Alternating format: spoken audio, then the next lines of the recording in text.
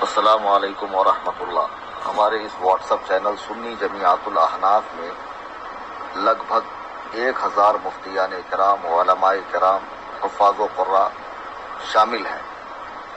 میں نے صبح 6:50 کی ایک آڈیو ڈالی تھی روزے کے حوالے سے کہ کن باتوں سے روزہ ٹوٹتا ہے، کن سے نہیں ٹوٹتا ہے۔ اس میں ایک بات میں نے کہی کہ کولگیٹ اور گل سے روزہ ٹوٹ جاتا ہے اگر اس کے ذرے حلق میں پہنچ جائیں۔ تو اس پر ایک عالم صاحب نے بتایا کہ یہ تو مکروہ ہے اور آپ نے ٹوٹنے کا حکم بتایا۔ تو مسئلہ اس طرح ہے کہ کولگیٹ اور گل جو ہے نا، جیسے آپ کولگیٹ کریں گے برش سے تو بہت مرتبہ اس کے چھینٹے اڑ کے، بلکہ اکثر ہونٹ پہ آ جاتے ہیں، ٹھوڑی پہ آ جاتے ہیں، جن کی داڑھی ہو ان کی داڑھی پہ آ جاتے ہیں، تو کیا وہ حلق میں نہیں پہنچتے ہیں؟ جب آپ برش کر رہے ہوتے ہیں تو ظاہر ہے کہ اس کے چھینٹے اڑ اڑ کے حلق میں پہنچتے، روزہ ٹوٹ جائے گا۔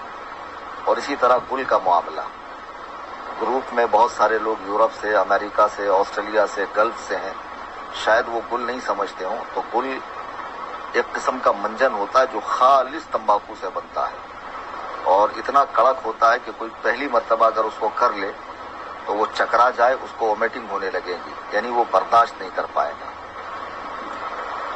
تو جو لوگ اس کے عادی ہوتے ہیں وہ اس کو مزے کے لیے کرتے ہیں، یعنی ان کا وہ کولگیٹ بھی استعمال کرتے ہیں منجن کے لیے، دانتوں کی صفائی کے لیے اور مزہ حاصل کرنے کے لیے۔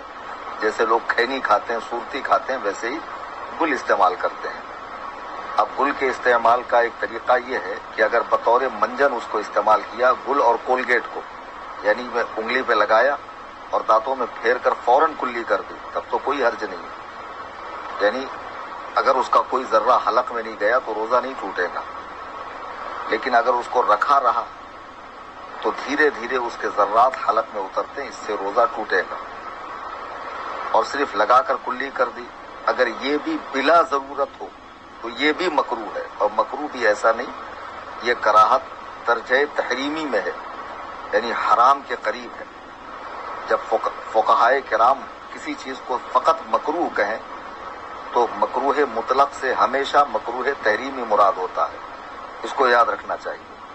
اعلیٰ حضرت امام اہل سنت رحمۃ اللہ علیہ فتاوی رضویہ شریف جلد 10 صفحہ 558 پر منجن کے حوالے سے فرماتے ہیں کہ منجن ناجائز و حرام نہیں ہے، جبکہ اطمینان کافی ہو کہ اس کا کوئی جز، کوئی ذرہ حلق میں نہ جائے گا، مگر بے ضرورت صحیحہ کراہت ضرور ہے، یعنی یہ کراہت سے خالی نہیں ہے۔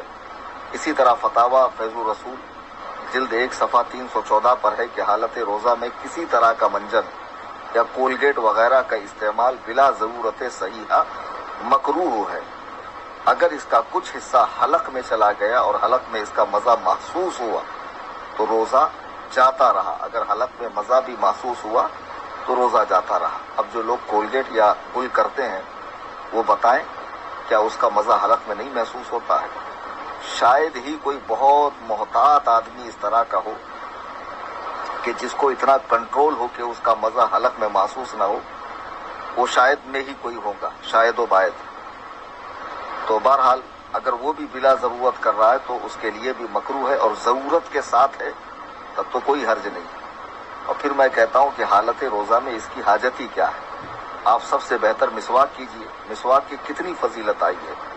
جیسے حدیث پاک میں حضرت عائشہ صدیقہ روایت کرتی ہیں کہ اللہ کے نبی نے ارشاد فرمایا السواک مطہرۃ لفم مرضات لرب، مسواک کیا کرو، یہ منہ کی پاکیزگی اور رب تعالیٰ کے خوشنودی کا سبب ہے، یعنی اللہ تعالیٰ اس سے خوش ہوتا ہے مسواک کرنے والوں سے۔ تو جو لوگ دانتوں کی بدبو دور کرنے کے لیے، منہ کی گندگی زائل کرنے کے لیے منجن استعمال کرنا چاہتے ہیں، ان کے لیے بہتر ہے کہ وہ روزہ کھولنے تک کولگیٹ اور گل سے پرہیز کرتے ہوئے مسواک کا استعمال کریں۔ خیر، کوئی کولگیٹ یا گل کو احتیاط کے ساتھ استعمال کرے کہ اس کا کوئی ذرہ حلق میں نہ جائے، تب تو اس کا روزہ نہیں ٹوٹے گا، لیکن اگر اس کا کوئی ذرہ حلق میں چلا گیا تو بہرحال روزہ ٹوٹے گا۔ روزے میں آپ جتنی احتیاطیں برتوں گے اتنا آپ کے لیے بہتر ہے، آپ کے لیے اتنا ہی اچھا ہے۔ اور میری گزارش ہے کہ اس چینل سے زیادہ احباب کو جوڑیں. رمضان کریم کا مقدس مہینہ ہے، جیسے آپ کو وائس کے ذریعے علم حاصل ہو رہا ہے، آپ کی کوشش ہونی چاہیے کہ تمام سنی صحیح العقیدہ مسلمان بھائیوں بہنوں کو صحیح مسائل کا علم ہو، تاکہ ان کے روزے درست ہوں، نمازیں درست ہوں، قربانیاں درست ہوں، نکاح طلاق کے مسائل ان کو معلوم ہو، اور بھی دیگر معاملات ان کو شریعت مطہرہ کے پتہ چلیں. تو زیادہ سے زیادہ دوستوں کو جوڑیں، لنک کو اپنے اسٹیٹس پہ لگائیں، دوستوں کو بھیجیں، انہیں انوائٹ کریں، اور دوستوں کو بھی ترغیب دیں کہ وہ بھی اپنے دوستوں کو اس چینل سے جوڑیں.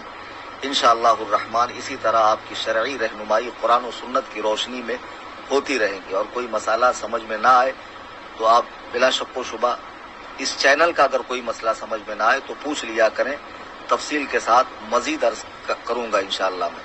اللہ تعالیٰ آپ کے روزوں کو قبول فرمائے. فی امان اللہ. السلام علیکم.